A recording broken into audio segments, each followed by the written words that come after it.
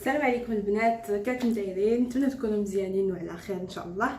اليوم غادي نديروا مع بعض واحد الوصفه ديال واحد البغيوش، يعني كيجي ساهل وخفيف، وكما كتشوفوا المكونات ديالو بسيطه.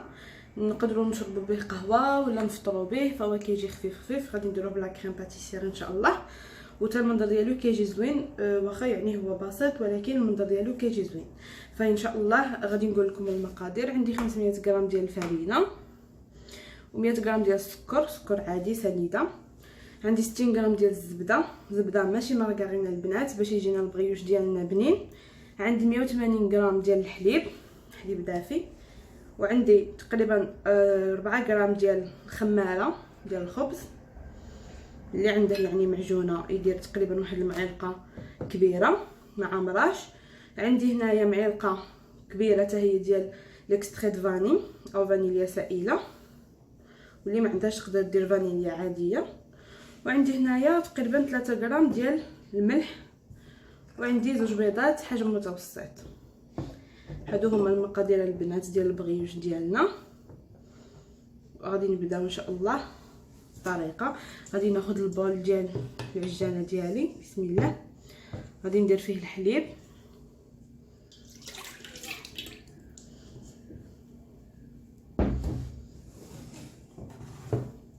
كندير الحليب ديالي البنات في البول ديال العجانه. غادي نزيد عليه الخماره كما قلت لكم، خماره ديال الخبز، وغادي نزيد الفاني والسكر على هذا الشكل، وغادي نخلط.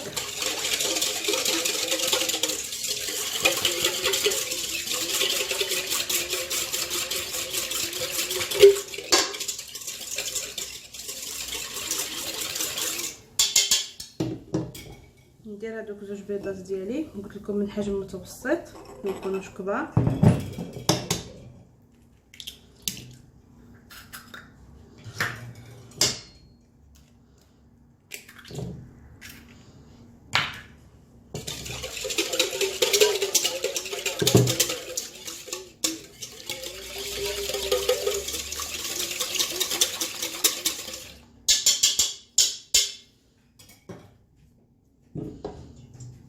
غادي ندير الفرينه ديالي كما قلت لكم 500 غرام،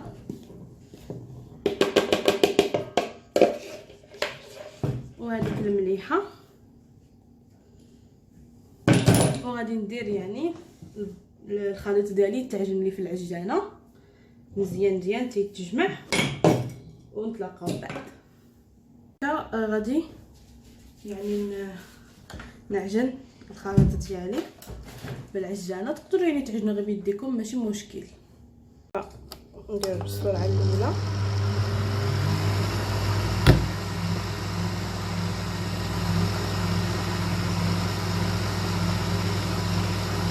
نخليو يعني الخليط ديالنا يتجمع على خاطر غير بالسرعه الاولى، ما نديروش باش ما تطيرناش الفرينه ديالنا.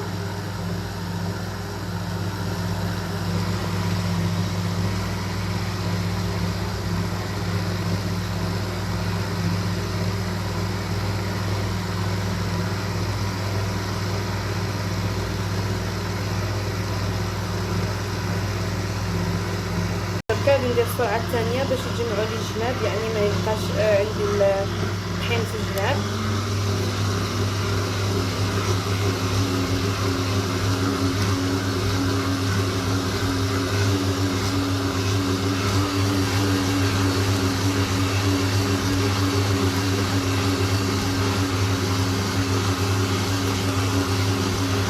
من بعد ما تخلط لي يعني العجين ديالي كيف ما كتشوفوا، تخلطوا لي كاملين يعني المكونات.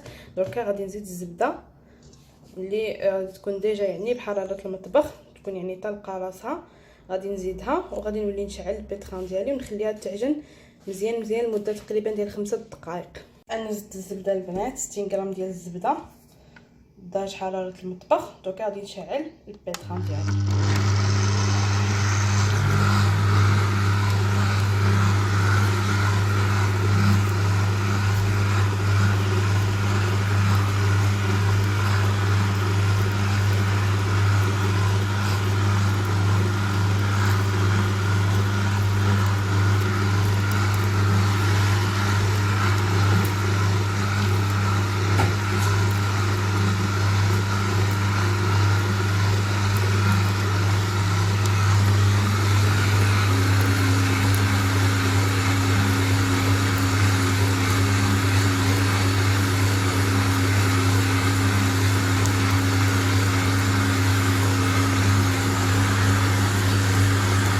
كتشوفوا من بعد ما يعني تعجنت لي لاباط ديالي بيان بهذا الشكل. كيما قلت لكم المده ديال تقريبا 5 دقائق وانا كنعجن فيها تجيني على هذا الشكل. دوكا غادي نحاول انني نقلعها من هذا البول، نديرها في بول واحد اخر باش تخمر لي.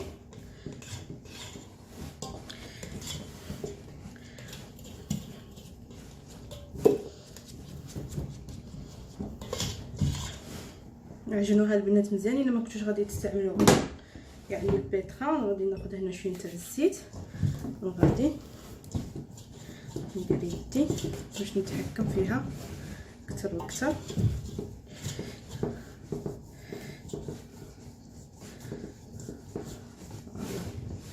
كيف ما كتشوفوا هي راه مطلوقه بزاف البنات. هذا هو يعني القوام ديالها اللي خاصها تكون عليه باش يجينا بريوش نتاعنا خفيف.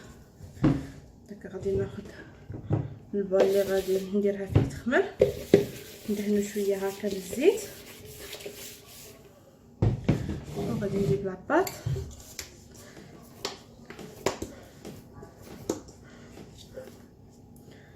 غادي نحطها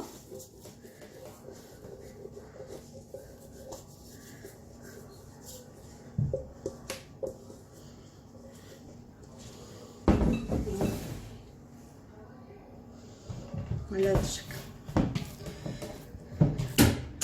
وغادي نخلي لاباط ديالي ترتاح على خاطرها. المده ديال تقريبا ساعه ولا كاع ساعه ونص. شحال ما ارتاحت شحال ما غادي يعني يجينا البريوش ديالنا زوين.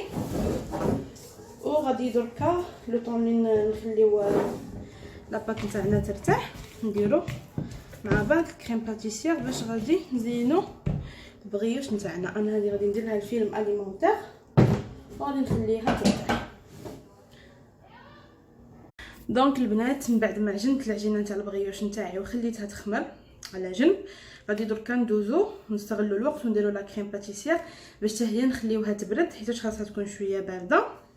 فغادي نقول لكم المقادير. عندي هنايا زوج نتاع صفار البيض، زوج صفار بيض، 60 غرام تاع سكر سنيده، 20 غرام ديال المايزينا او النشا، كاس حليب كبير او ما يعادل 250 غرام، وعندي معلقه كبيره ديال الاكستري فاني. اللي ما عندهاش الاكستري فاني البنات دير زوج نتاع لي ساشي نتاع سكر فاني باش تجيها لا كريم باتيسير نتاعها بنينه. فاول حاجه غادي نديروها بسم الله، غادي نديروا الحليب ديالنا يسخن بسم الله. وكلكم البنات كتعرفوا ديروا لا كريم باتيسير او الكاسترد كريم الحلواني، كريم الحلواني. غادي ندير الحليب ديالي يسخن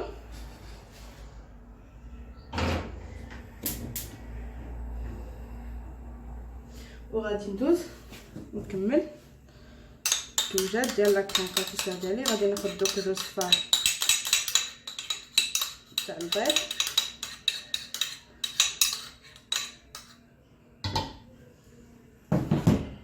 عليهم السكر وغادي نخلط.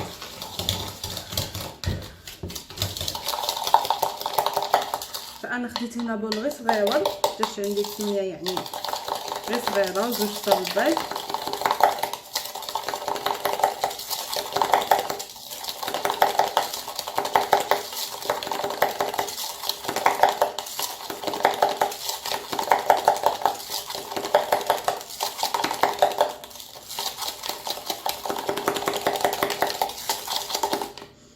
غادي نزيد الكميه تاع المايزينا ديالي 20 غرام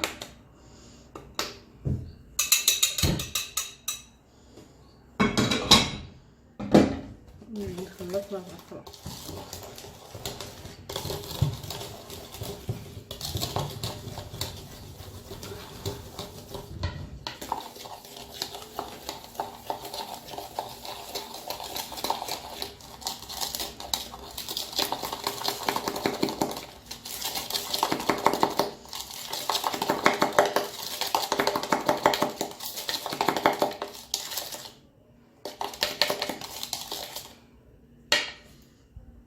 هذا البنات من بعد ما سخن لي الحليب ديالي فانا غادي ندير بسم الله واحد الكميه وغادي نحرك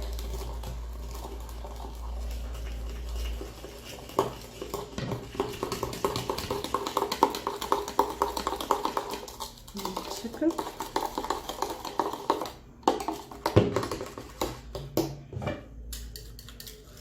غادي ندير الفوي ديالي باش نحرك مزيان.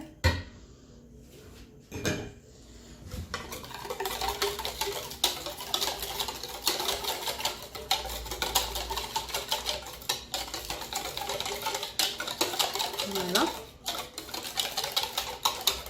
تخلط لي الحليب مزيان مع داك البيض ديال السكر. دركا غادي نزيد الخليط هذا فوق الحليب وغادي نضربهم فوق النار ونبقى نحرك حتى نتحصل يعني على كريم يكون عاقد شويه. فكنعرفوا يعني نديرو كاملين لا كريم باتيسير. دونك غادي نردهم فوق النار حتى يتقالوا لي.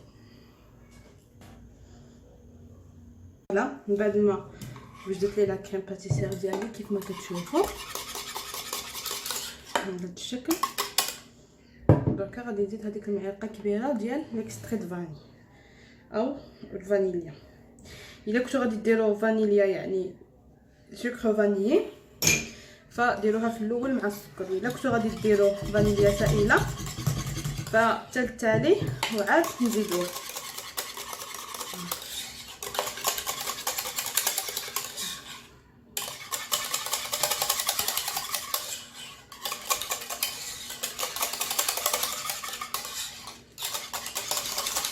خلطوا مزيان.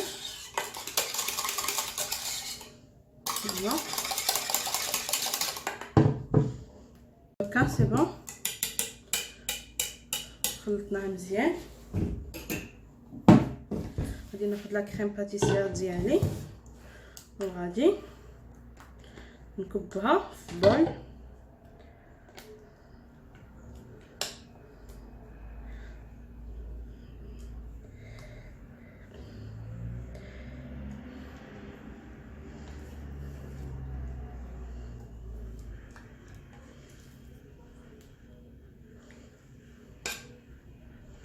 على هذا الشكل.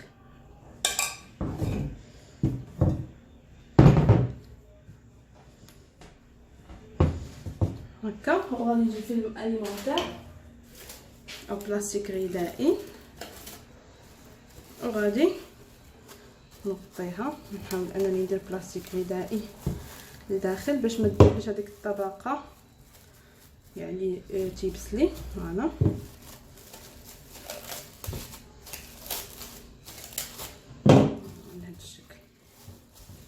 وغادي ندخلها للثلاجه نخليها تبرد باش كي تخمر لي لاباط ونبغي نخدم نلقاها ديجا بردت لي. البنات من بعد ما فاتت يعني تقريبا ساعه ونص على يعني ما عجنت العجينه ديالي او البريوش ديالي. دوكا غادي ندوزو باش نشوفوا يعني طريقه التحضير. فغادي نرش البلون دو طرافاي ديالي او الطابله ديالي بشويه فرينه بهذا الشكل وغادي نحط لاباط. فكيف ما كتشوفوا هي راها مرتاحه وخفيفه بزاف. نرش العجينه ديالي باش ما تلصقليش.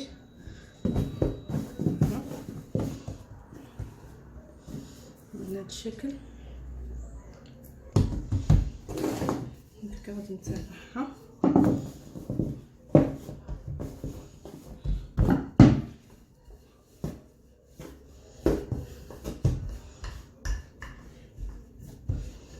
الشكل غادي نولي نردها هكا بحال الا غادي ندير يعني العجين المورق او العجينه المورقه بهذا الشكل.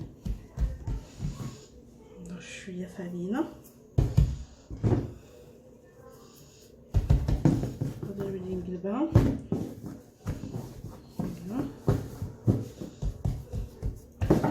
غادي نولي نسرحها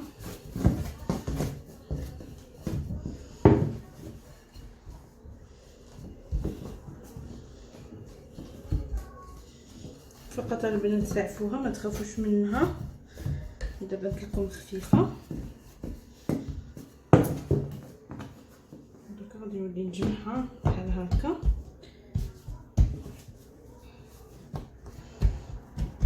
وغادي نغطيها بهذاك البلاستيك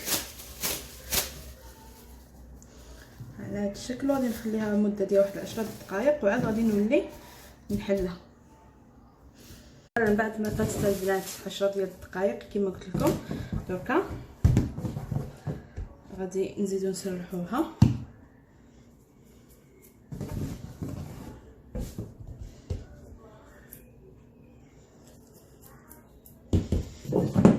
بهذا الشكل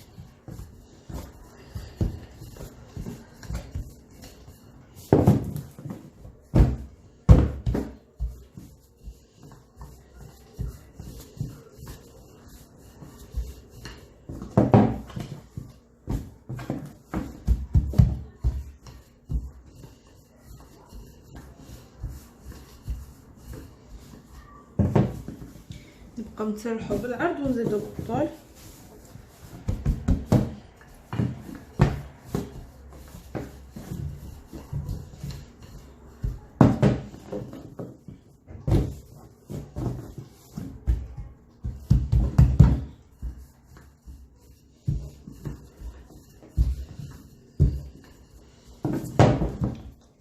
باش نخدم لازم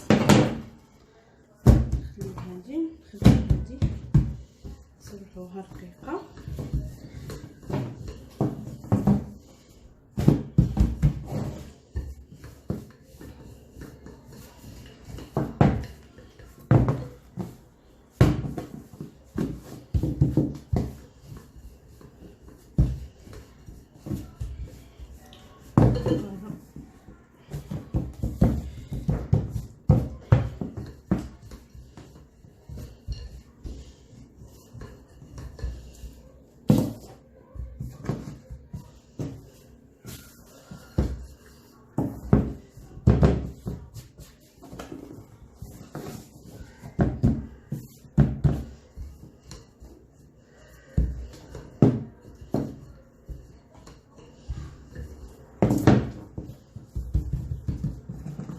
نحاول نغطوها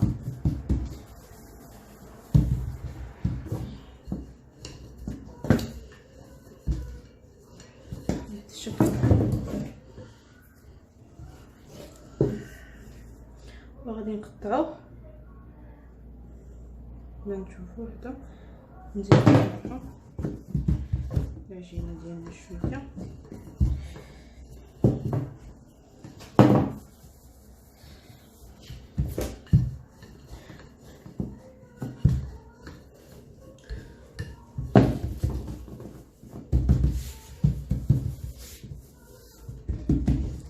بهذا الشكل هكذا ونقطعو.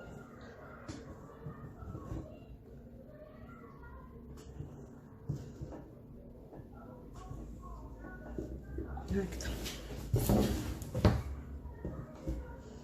نقطعو عاود هنا في الوسط على هذا الشكل.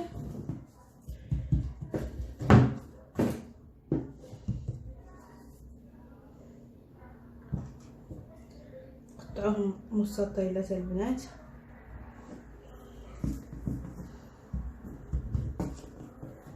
من بعد ما قطعناها كيف ما كتشوفوا على هذا الشكل، دوكا كناخذوا العجينه ديالنا كنديروا فيها هكذا واحد يعني فتحه في الوسط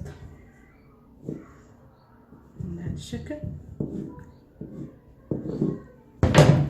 وكنجيبوا العجينه ديالنا على هذا الشكل وكنقلبوها. نعاودو نفس الشيء لهادي الجهه الاخرى. فوالا باش العجينه ديالنا تجينا على هذا الشكل.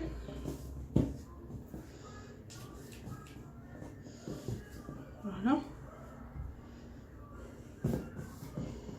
نحطوها. نعاود معكم واحده اخرى.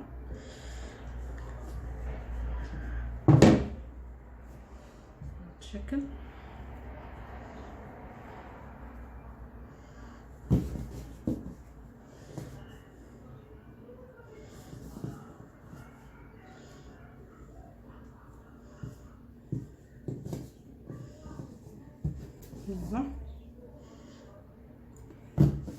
تجي بحال الا مضفوره.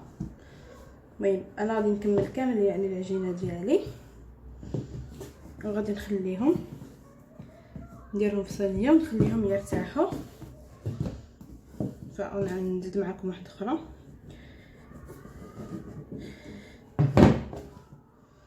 على هذا الشكل.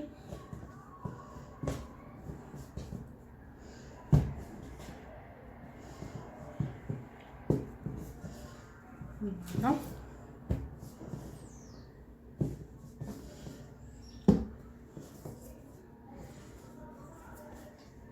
كما كتشوفوا من بعد ما كملت البغيوش ديالي في الخدمه درته ديجا في صينيه فيها يعني ورق الطهي. الا ما كانش عندكم ورق الطهي فقط دهنوها يعني بشويه الزيت او رشوا فيها شويه نتاع لافارين. دوكا غادي نغطيها بواحد السيرفيتا او بالفيلم اليمونتير وغادي نخليهم يخمروا المده ديال تقريبا واحد ربع ساعه اي 15 دقيقه. وعاد غادي نزينهم باش ندخلهم يطيبوا في الفور. فغادي نخليهم يخمروا ونتلاقاو من بعد ما فاتت يعني 15 دقيقه. دركا غادي نزين يعني البغيوش ديالي. فانا عندي هنا صفر بيضه غادي نزيد عليه تقريبا واحد معلقه كبيره ديال لا كريم ليكيد، واللي ما عندهاش دير الحليب معلقه صغيره فقط على هذا الشكل. وغادي نخلطهم باش يعني اللون يجينا ذهبي واحمر زوين. نخلطو مزيان صفار البيض والكريمه تاعنا على هذا الشكل. وغادي نبدي ندهن البغيوش نتاعي.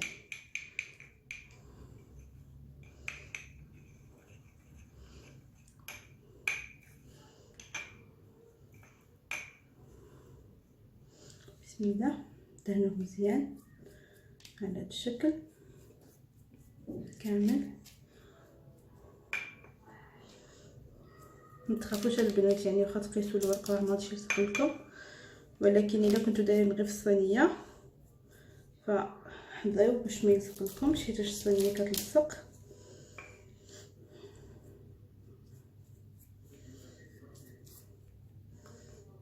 دهنوهم كاملين بهذا الشكل.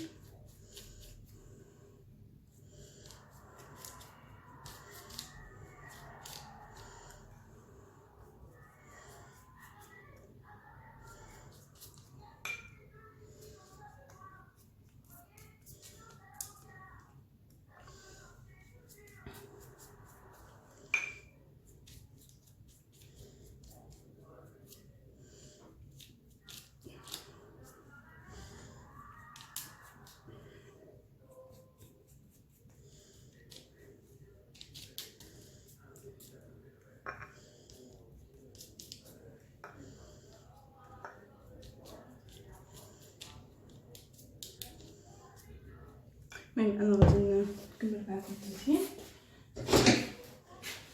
فانا عندي هنايا لا كريم باتيسير اللي درت معاكم درتها هنا في البوش كتاب. عندي كونفيتور ديال المشماش وكونفيتور ديال الفخاد. بالنسبه لي ما عندهمش يعني لا كريم باتيسير ولا يعني ما عندهمش حليب ولا بيض باش يديروا لا كريم باتيسير وبغاو يديروا بغيوش يقدروا يستغناو على لا كريم باتيسير يستعملوا الكونفيتور. اي كونفيتور عندكم تقدروا تستعملوه في هاد البغيوش.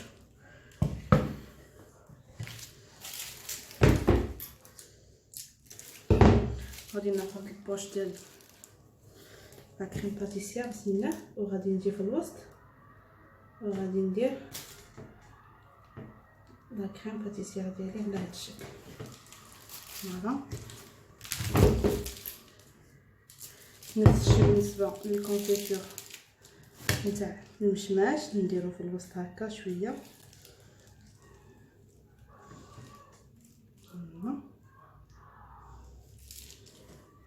ونفس الشيء بالنسبه للكونفيتور نتاع الفريز الا بغيتو.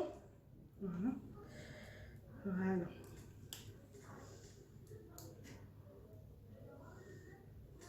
على هذا الشكل. المهم انا غادي نكمل يعني البغيوش ديالي في التزيين وغادي ندخلو يطيب. بالنسبه للطياب ديال البغيوش نتاعنا فغادي نطيبو عادي، نشعلو الفور ديجا يسخن ونشعلو عليه من التحت حتى نشوفوه حمر يعني وطاب وتكون النار مهيله. عاد غادي نطلعوه الفوق باش يتحمر لنا البغيوش نتاعنا وعاد نخرجوه. فوالا البنات كيف ما كتشوفوا كان هذا هو الشكل النهائي ديال البغيوش ديالي من بعد ما زينته. نتاع لا كريم باتيسير كاين اللي زينتهم بالناباج ونوا د كوكو، وكاين اللي يعني خليتهم عاديين كيف ما كتشوفوا. هادو خليتهم يعني سامبل دهنتهم فقط بالناباج، وهادو نتاع الكونفيتور درت لهم سكر كلاص هكا على الوجه. فنتمنى ان شاء الله يكونوا عجبوكم وتجربوهم، اكيد غادي يعجبوكم ان شاء الله. وما تنساوش تخليو لي لايك، وإلا كنتو اول مره كتدخلوا للقناه ديالي ما تنساوش تشتركوا وتفعلوا الجرس باش يوصلكم الجديد ان شاء الله. وما بقى لي نقول لكم تهلاو لي في رواحكم والسلام عليكم.